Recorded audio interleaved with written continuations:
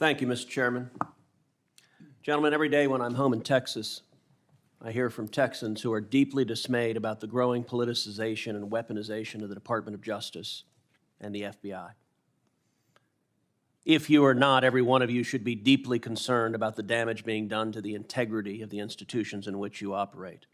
My office hears regularly from FBI agents and from assistant U.S. attorneys who are likewise concerned about the politicization and weaponization of the Department of Justice and the FBI, and this is profoundly damaging to the rule of law in our nation. Last month, a whistleblower brought to light the existence in the FBI of a report, an FD 1023, in which the informant alleges that President Biden and his family members engaged in a $5 million bribery scheme during his time as vice president. Deputy Director Abbate, is it true that the FBI has a report making those allegations? I'm not going to comment on that, Senator. And why is that? I'm just not going to comment on information we received, investigations, or Do you owe an ongoing obligation to the American people to be candid about evidence of corruption by the President of the United States? This is an area that I'm not going to get into with you, Senator. Well, I understand you don't want to, and that's why people are mad at the FBI, because you're stonewalling and covering up serious allegations of evidence of corruption from the president. Yesterday, Senator Chuck Grassley stood on the Senate floor and alleged that there are 17 recordings of this informant from Burisma, Ukrainian natural gas company. 15 of them are recordings, voice recordings of him talking to Hunter Biden. 2 of them are voice recordings of him talking to Joe Biden. Deputy Director Abbate, does the FBI have 17 voice recordings laying out evidence of a bribery scheme? Senator, I would add also that we've worked with the House Oversight Committee. Yeah, this is the Senate. We're the other side of the Capitol. This is the Senate. Do you have those 17 recordings? I'm not going to comment on any investigative matters, Senator. See, that's the problem. The FBI, and I've had this conversation with Chris Wray too, this is why you are damaging the institution. The American people have a right to know whether there is serious, credible evidence that the President of the United States took a $5 million bribe. And by the way, if it's false, Chairman Durbin just rolled his eyes. If Chairman Durbin were interested in the rule of law, we would have a hearing on these allegations. But of course, the Democrats don't want a hearing on these allegations. And to be clear, if the allegations are false, you know who could disprove them? Joe Biden. He could call for this to be released publicly. But the FBI is stonewalling. Would you agree? 2 things, Senator. No one's stonewalling. The 1023 You just said you refused to answer the question. In response to a subpoena. Okay, then why'd you refuse to answer my question? The pertinent information is there, and I reject your assertion that the FBI is politicized. Why did you refuse to answer my question? I just answered your question. Okay, so yes, you have a 1023. Do you have the 17 recordings, yes or no? I'm not going to get further into that. So you're stonewalling. You can't say I'm not refusing to answer your question, but I won't answer your question. I'm going to answer within the parameters that we operate in here. That's the problem. The FBI has right now an unlimited hubris that you believe you are unaccountable. You don't believe you're accountable to the United States Congress, and you don't believe you're accountable to the American people. And you are doing damage. The FBI is a great institution. When I go home to Texas, people ask me, should we abolish the FBI? Now, I tell them no, because you have heroes and patriots working for you that are catching child predators, that are catching terrorists. But you're sitting there happily erecting a wall to protect Joe Biden. Will you provide to this committee, not the House, the Senate Judiciary Committee, will you provide the FD 1023 and will you provide the 17 recordings so we can assess what is the evidence, the specific credible evidence that Joe Biden personally took a $5 million bribe from a foreign national? Senator, we will work with this committee, you and other members, to provide the information within the parameters of the process. Will you provide the FD 1023, yes or no? I will take that back, and we will work with our team. So you're not answering that. Will you provide the 17 recordings? We will take that back, and we'll work with you. So you're not answering that either. did you investigate in any way, shape, or form these allegations? Senator, once again, I'm not going to comment. So on you're not going to say investigative- whether you did your job? We do our job to the very best of our ability. Well, not here. You're not answering a single question to the American people. And you may think this is esoteric. I promise you, millions of Americans are concerned. You know who isn't concerned? Not a single Senate Democrat. We're going to go through this whole hearing. Not one Democrat will ask a question about this. You know who else isn't concerned? The corporate media, who is joining with the Democrats in covering up this evidence. If Joe Biden is innocent, the evidence should be made public and demonstrate that he's innocent. But if he is not, is it true this informant who alleged that he personally took a bribe was an informant the FBI had relied upon previously in other investigations? Yes or no? Senator, in each and every investigation that we have, all the work that we do, I asked you the a yes or no expectation question. is that every logical avenue investigation be pursued I asked you a to yes its or no fullest. question. Are you going to answer it? Yeah, I'm answering your question. Was the informant one you had relied on previously in other investigations? Yes or no? Senator, we run down every piece of information, every You're not lead, answering it then. You're refusing to answer objectively, it. So you're refusing to answer the to question. the fullest extent possible, refusing to answer the question. relentlessly, Is that and correct? aggressively in all instances. Senator, your time It's is disgraceful. It's disgraceful, Deputy Director Abbate. Disgraceful. Senator, your I guess my comments will be directed to Mr. Abbate. Am I saying that right? Yes, Senator. And Mr. Olson, perhaps to all of you. No fair-minded person can doubt the efficacy of Section 702. But here's the problem you've got. Just when the FBI, which I think is the most effective law enforcement agency in all of human history. Just when but people are people, and just when the FBI has rebuilt itself after former Director Hoover, along comes Mr. Wray's predecessor, who clearly did not understand how to exercise power either intelligently or maturely. He decides to investigate in a public way not only one, but both candidates for President of the United States, and to do it publicly, and to leak like the Titanic. He investigates the Republican nominee with the flimsiest of evidence that has been manufactured that he, the FBI director at that time, didn't even bother to examine.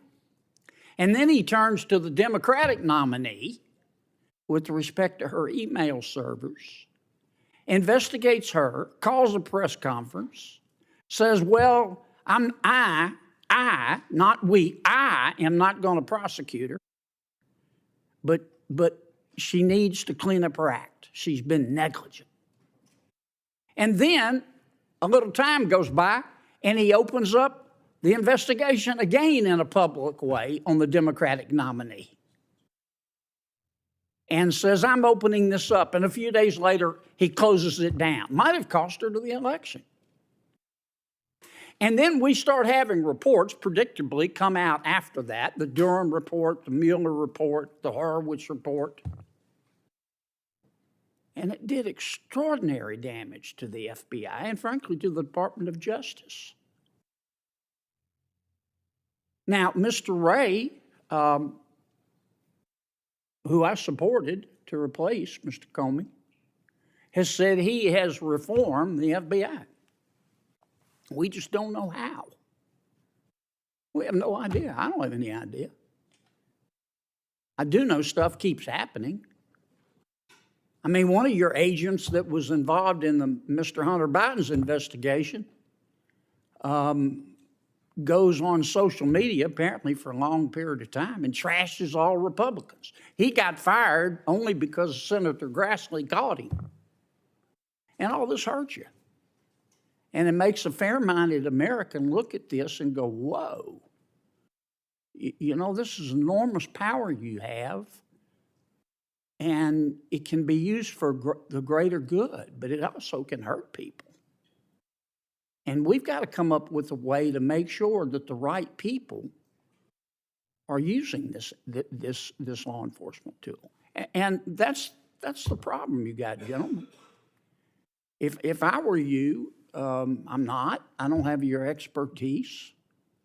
And I thank you all for your service. But if I were you, I'd try to be coming up with a way to suggest to Congress how you can check this power that you have so that the FBI and the Department of Justice and the other agencies can regain their reputation. And tell us what you think. That doesn't mean we won't come with our own ideas. You know, senators don't take orders. Most of them barely take suggestions. But it would be helpful to me if you would come up with your own ideas to address these concerns, not just our concerns, but the concerns of the American people. I don't want to live in a country where if the FBI knocks on your door, the first thing you have to do is wonder whether the agent is a Republican or a Democrat. And thanks to Mr. Ray's predecessor, that's where we are, folks. I know that's a cold dish of truth, but I think that's the truth. So I'm gonna read your testimony. I need to learn more about this, but help us figure out this problem. Thank you, gentlemen. Thank you, Mr. Chairman. Mr. Abbate, let me just stay with you. You just started to answer Senator Blackburn's question that not releasing the 1023 or talking about it as a matter of life and death, question of life and death, you said. Explain. It is potentially a question of life and death For whom? With regard to the source of the information. So, okay, so now we've confirmed that the document exists. That's progress because the FBI director initially denied that it exists. Why did he do that? We have already and previously acknowledged the existence of the documents. Yeah, after you first denied it. Now, when a member of this committee read it, right, the FBI director, let's just get the record straight. The FBI director initially said it doesn't exist. Then Senator Grassley said, I've read it. Then he said, oh, okay, well, gotcha. I guess it does exist. Now you're going back and forth with members of this committee, what's in it. Why don't you just release it? Is it classified? The document is not classified. Okay. Will you commit to releasing it? Senator, we'll take that back and we will work with you in this committee. How about just a yes or no? Will you commit to releasing this unclassified document that alleges that the President of the United States, has taken $5 million or more in bribes from a foreign nation? The document has already been released pursuant to a subpoena to the House Oversight Committee. Has it been released to this committee? We will work with this committee within the parameters that are established to meet the request. Will you release the document to the public? It's unclassified. Don't you think the American people have a right to see it? Senator, the document, as you know, contains sensitive information that has bearing on the life of the source of the information, potentially. You can redact the source's name. We do this all the time. In some instances, Senator, and I know you know this, that is not sufficient to protect people. And that's what we strive and work to do each and every day. And I hope you would take that seriously, too. Oh, I take it very seriously. But I also take seriously the fact that your institution has repeatedly abused its authority, has repeatedly targeted political opponents. Your institution is the one that went to the door of pro-life protesters with SWAT teams to try and intimidate people because of their speech. Your institution is the one that treated parents as domestic terrorists because of their speech. Your institution is the one that, according to the court, the FISA court, ran 278,000 unwarranted, probably illegal queries on Americans, right? That was your institution, correct? With respect to the compliance incidents, yes, some of the other things you cited, we can take them one by one. They are not. Compliance, you would characterize the unlawful querying 278,000 times of American citizens as compliance issues? We've said before, I've said that it's totally unacceptable. Who's been fired for it? Individuals involved are handled through the disciplinary process. Who's been fired for it? We have, in the case of the unintentional instance where something similar happened, we have fired people in the past. Wait, I'm sorry. What does that word salad mean? The unintentional instance where what does that mean? Who's been fired for the 278,000 times that you improperly or illegally queried the database for American citizens? Anybody? When we find intentional incidents. Well, you're saying that the 278,000 queries were unintentional? I believe that's correct. Wow, 278,000 times American citizens' information was queried by your agency unintentionally? That's your testimony? I would want to go back and check that, Senator.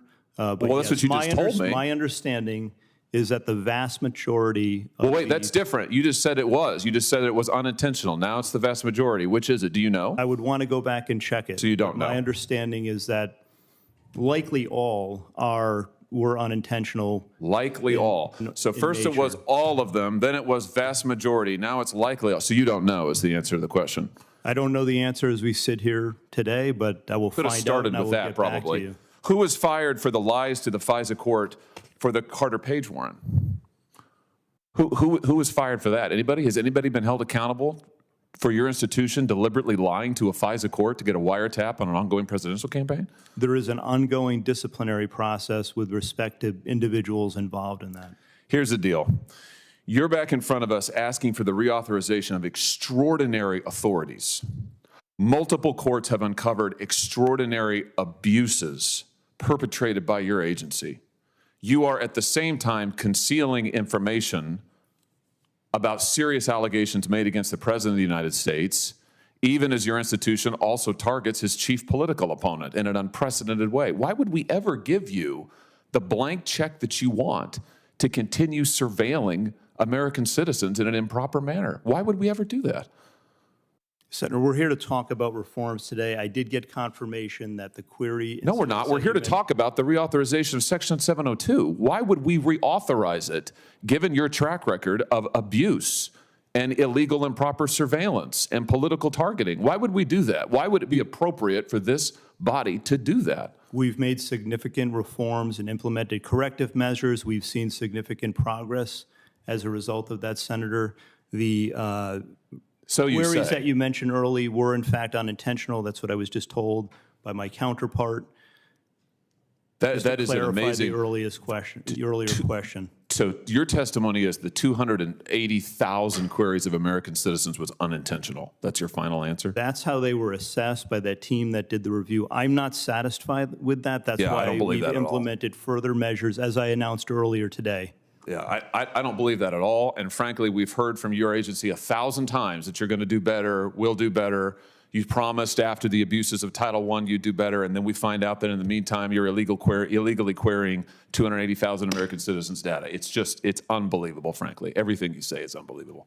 Over the past 12 and a half years, I've raised significant concerns in hearing after hearing after hearing about FISA and the FBI's shocking disregard for Americans' constitutional rights and civil liberties. I've been given basically the same answer by FBI directors and attorneys general and other officials during 3 presidential administrations involving both major political parties.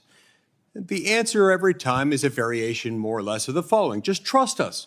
Don't worry. We've got good people, law-abiding people running this, and we've got lots and lots of procedural safeguards in place to prevent this type of abuse that you're facing here. These aren't the droids you're looking for. That's what we're told. Here again today, just the last 24 hours, we got a new policy. This one's finally going to fix it, you tell us. This one's going to do it. Meanwhile, what's happened? Well, in 2019, Inspector General Horowitz issued a shocking report confirming a lot of what I had feared over the years, but had found it difficult to prove. a report regarding Crossfire Hurricane, the FBI's secret surveillance of Donald Trump's 2016 presidential campaign. And then a subsequent memorandum dealing with the FBI's failure to maintain these so-called Woods files, which Woods file is basically the evidentiary record underlying a FISA order request in violation of FBI policy. Year after year, in hearing after hearing, we hear of instances of noncompliance, including the disclosure just last month that the FBI illegally surveilled 19,000 donors to a congressional campaign. Americans participating in protests in the summer of 2020. Americans who were in Washington, D.C. on January 6, 2021. And even a sitting member of Congress. Hundreds of thousands of searches of Americans' private communications and information are conducted each and every year without a probable cause warrant. Frankly, without any warrant if conducted under Section 702. Now, let me be very clear. That number should not just be going down. That number should be zero. Every quote-unquote non-compliant search involving U.S. persons violates an American citizen's constitutional rights. And yet every year, the FBI claims that we should just trust the FBI to fix the problems internally. Well, first they tell us there are no problems. Then they tell us we will fix them because we've got good people and we've got new policies. At this time it's going to be different. Only later we find out that the FBI conducted more and more illegal searches in violation of Americans' constitutional rights than the last time we addressed the issue. So it's hard not to conclude that the only thing the FBI wishes it could fix here is the possibility of getting caught. This is what I find so insufferable. This is what I find so incredibly insulting. Look, I want to echo Senator Blumenthal's point a minute ago, and I hope every American can take note of this feature of this.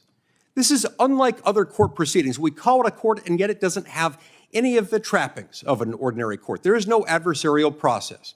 We're told a moment ago by Mr. Olson that it's okay. It's okay because the FISA court has the ability to appoint an amicus anytime it feels necessary to do so. Well, why not in every case?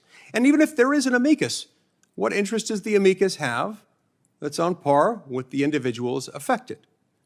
The bottom line is you collect all this data, and then after you store all that data, some of it involving communications, the content of individual phone calls, emails, text messages, whatever it is, the content, not just the metadata, but the content.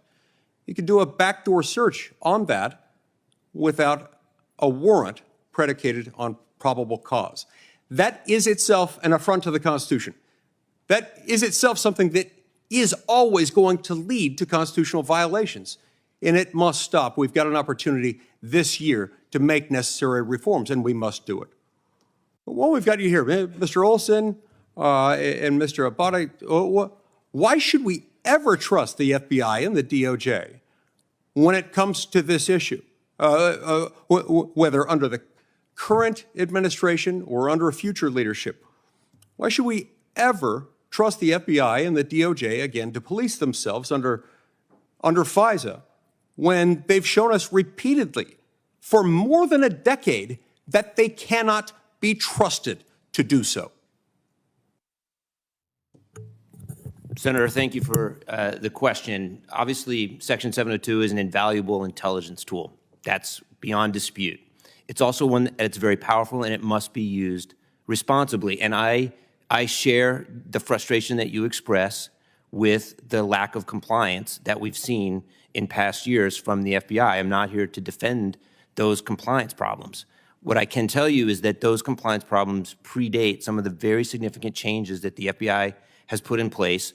I will not say that compliance problems will be zero next year. We are not saying it, as I think you mentioned, that we say we're done. This is an ongoing process. We will continue to try to improve. We will work with you and your staff and other members of Congress to make sure that we're implementing procedures and policies, training, and other measures to continue to drive down these errors and compliance problems. But in the end, The tool itself is so incredibly important to our national security that I believe that its essential effectiveness must be preserved. Mr. Abbate? Senator, thank you. I share your concerns as well, and I take this seriously. And with regard to the FISA 702, since I've been in this role and under the leadership of Director Wray, we've made significant changes, ones that have never been made before, and there has been a lot of progress, but we're not going to rest on our laurels. We're going to keep driving ahead, continue to implement reforms as required, taking guidance and counsel from the committee and other members. With regard to Crossfire Hurricane, what happened there was wholly unacceptable.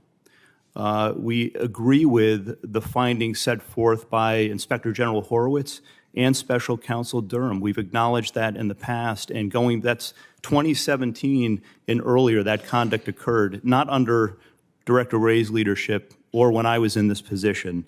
We have an entirely new leadership team. We've implemented very strong corrective actions, the poor decision-making, the grave errors of judgment, the misconduct, the lack of rigor investigatively that occurred there, totally unacceptable. We reject it. We hold people accountable for that now. And everything that we've done on the work, on the mission since that time, we've worked to avoid those mistakes and apply the lessons learned of the past. And anyone we find who goes against that, they are not going to work in the FBI and they will be held accountable for that period. Great to know. Congress has got to fix this problem and stop trusting the surveillance state to fix it. It can't, it won't. We know that because it hasn't.